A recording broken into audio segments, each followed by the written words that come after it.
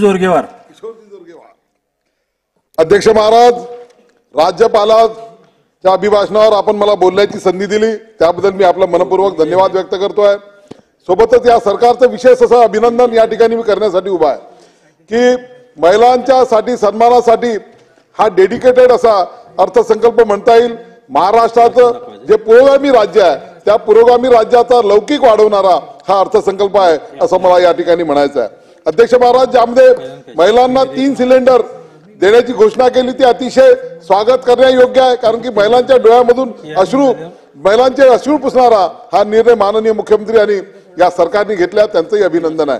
सोबत अत्यंत महत्वाची घोषणा जी केली 1500 रुपये दरमहा देण्याचा जो निर्णय झालेला आहे तो अत्यंत स्तुत्य असा निर्णय आहे, तो महत्वाचा निर्णय आहे. आमच्या भगिनीला स्वतःच्या आर्थिक पाठबळ देणारा, तिला कुठेतरी स्वाभिमान आत्मविश्वास देणारा हा निर्णय आहे असं मला या ठिकाणी सांगायचं आहे. परंतु अध्यक्ष महाराज, याच्यातल्या ज्या काही त्रुटी आहे, काही नियम आहे ते बदलवण्याची आवश्यकता आहे. माझ्या कार्यालयामध्ये मी कर्तव्य केंद्र सुरू केलेलं आहे, सेतू केंद्र ज्याला म्हटलं जातं. हजार भगिनी त्या ठिकाणी येतात आहे. लवकर कन्क्लूड करतो अध्यक्ष महाराज. भगिनींचा हो, मला पंढरपूरचे आहात आपण, मला माहित आहे. अध्यक्ष महाराज, मी चंद्रपूर, पंढरपूर, महाकाली देवी आणि विठ्ठल माऊली एकच आहे.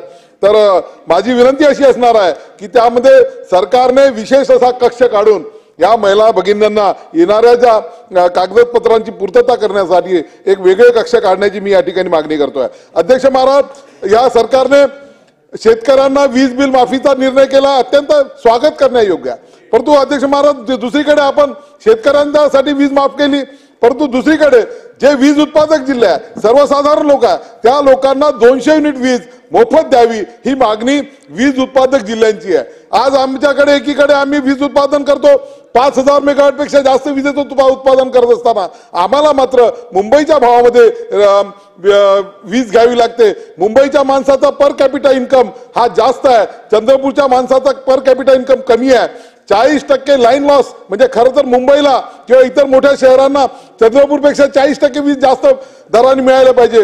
परंतु दुर्दैवानं चंद्रपूरला सुद्धा तोच भाव जिथे आम्ही 3 रुपये 5 पैशांनी वीज निर्माण करतो आणि इथे घेताना मात्र 14 रुपयांनी घ्यावं लागते.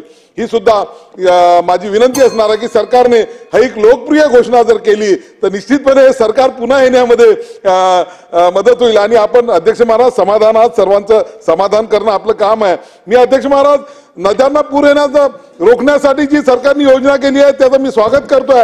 सोबतच चंद्रपूरच्या हिराई नदीला फ्लड प्रोटेक्शन वॉल बांधण्याची माननीय अजितदादा त्यावेळेस आले होते, त्यांनी सुद्धा याची गरज व्यक्त केली होती, ती सुद्धा तात्काळ बांधावी ही विनंती करतो. अध्यक्ष महाराज, महत्वाचं जगातला सगळ्यात मोठा रोजगार देणारा जर कोणता उद्योग असेल तर तो टुरिझम आहे, पर्यटन आहे. आणि चंद्रपूर जिल्हा हा एक पर्यटन उद्योग त्या ठिकाणी टुरिझम सर्किट तयार होऊ शकते, ज्यामध्ये त्या ठिकाणी अध्यक्ष महाराज वन्यजीव आहे, जगप्रसिद्ध असं ताडोबा आहे, महाकाली मंदिर आहे. जगामध्ये केवळ 2 ठिकाणी महामानव डॉक्टर बाबासाहेबांनी दीक्षा दिली, त्यातले एक दीक्षाभूमी चंद्रपूरलाही आहे, ज्याच्यासाठी 56 कोटी 90 लाख रुपये या सरकारने दिले आहेत. त्यांचं मी अभिनंदन करतोय. सोबतच अध्यक्ष महाराज, घंटी नका वाजवू. आंबेडकर लवकर संपवा. बिलकुल 2च मिनिटं द्या मला, जास्त वेळ देऊ नका. तो सुद्धा आहे. त्या ठिकाणी इंडस्ट्रियल टुरिझम होऊ शकतं, मायनिंग टुरिझम होऊ शकतं. चंद्रपूर जिल्ह्याला जर एक टुरिझम सर्किट बनवून या ठिकाणी या सरकारने घोषित करावं ही सुद्धा मी आपल्या माध्यमातून मी विनंती करतोय.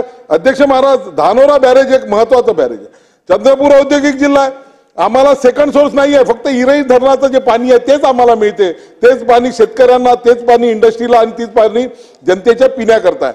म्हणून एक सेकंड सोर्स निर्माण करण्याची अत्यंत आवश्यकता आहे. धानोरा बॅरेज हे सरकारने करावा ही सुद्धा मी विनंती करतोय. आणि चंद्रपूरमध्ये शासकीय वैद्यकीय महाविद्यालय जवळजवळ पूर्ण झालं आहे, ते लवकरात लवकर सुरू करावं ही मागणी करतो. आणि आपण मला बोलण्याची संधी दिली त्याबद्दल पुन्हा एकदा अभिनंदन करतो, धन्यवाद व्यक्त करतो, थांबतो.